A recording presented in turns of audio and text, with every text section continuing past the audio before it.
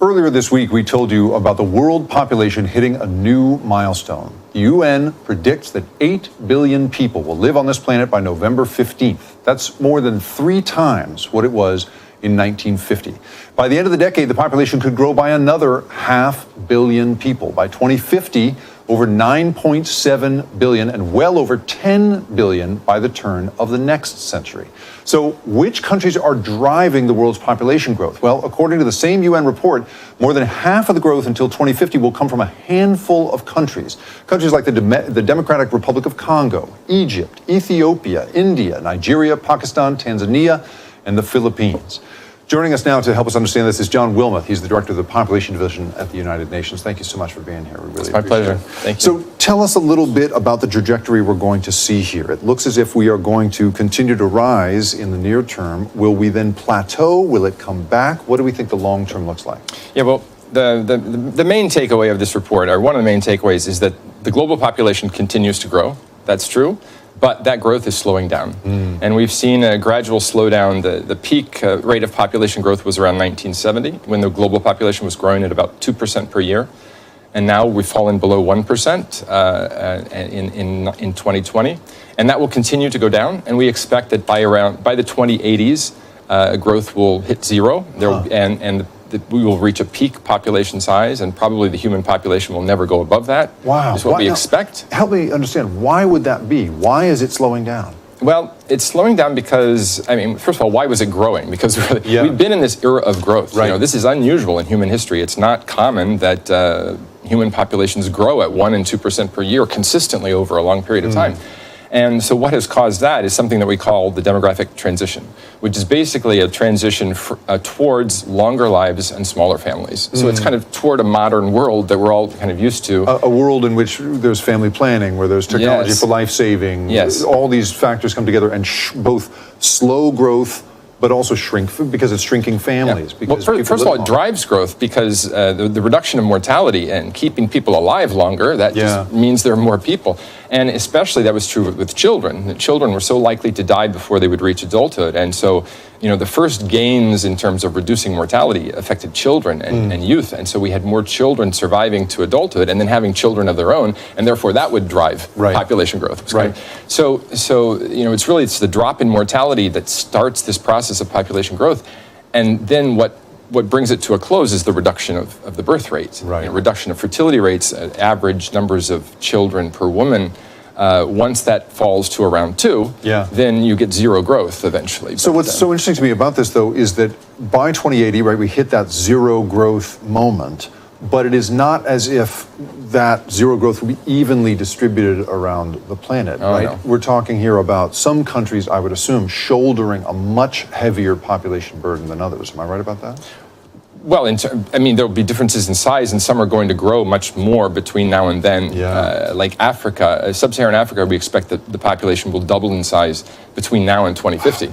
Wow. So it's going to become a much larger percentage of the total population in the world. I'm thinking about cities like Lagos, Nigeria, which is already a jam-packed environment. That is a very, very big city. But you're talking here about that continent doubling in size. Those cities will become enormous. Yeah, that's true. There will be more of these megacities, is what we anticipate. But a very important thing to understand is that the whole world is going through this similar process of this demographic transition towards longer lives and smaller families. It's just that the timing is very different. For Europe and North America, this process was finished by 1950. It was whereas for the rest of the world, it really started in the middle of the 20th century in Asia, Africa, and Latin America. So and then even within those parts of the world, Asia and Latin America moved very quickly through this process in the latter half of the 20th century. And sub-Saharan Africa in particular is really going through this process now. And so that's where most of the growth is occurring and will occur over the next few decades. But all parts of the world are going through this same process. So that's why we expect that, it's going to come to an end. Because we've observed this in a lot of countries, and we've seen what's happened, like in Japan, where this process is very well advanced and the country is declining in size. China is going to start declining in size next year. That is unimaginable to me. That is really amazing. That is really amazing. So when I think then about climate change and how it acts with what you found here. We were speaking earlier in the show with an economist who was describing the vast shifts in population due to climate change, people moving away from increasingly hot places to cooler places. Do we know anything about your findings in the context of climate change and how it may force people to move around the planet? Well, I'm not sure I completely agree with the previous speaker about that. I was listening to him in the green room. But as far as how many people are moving currently as a result of climate change, it's not clear that. I mean, he mentioned the massive movements to Europe in recent years, but those were driven much more by refugee situations. Political situations. Yeah, by political situations that were driving people out. Climate is going to be one of several factors that influence whether people stay where they are or whether they move. Yeah. It's not going to be the only factor. It's going to be one of many things that people weigh. And I think it's going to be difficult in many cases to say that somebody is clearly, a climate migrant as opposed to an economic migrant. But certainly we could imagine that people are not simply going to stay static in the places they are right now. We're going to see a world that's going to follow this trajectory you're describing, and there will be some movement. Movement north. I think he's right. I mean, the mention of that. I think Russia and Canada probably have some very valuable real estate. And tell me for a moment, just when you, as an expert in this, think about 2080, a moment of zero growth, what opportunity does that give the human species, do you think, at that time? Can we somehow get our arms around problems that have eluded us before now? Is there something about stable population that's going to help?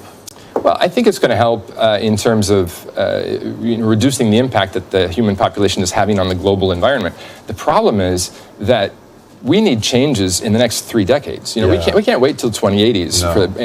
No. And we cannot count on slowing the population growth as a means to solve those problems. We have to look at what individuals are doing on average. What's the average consumption?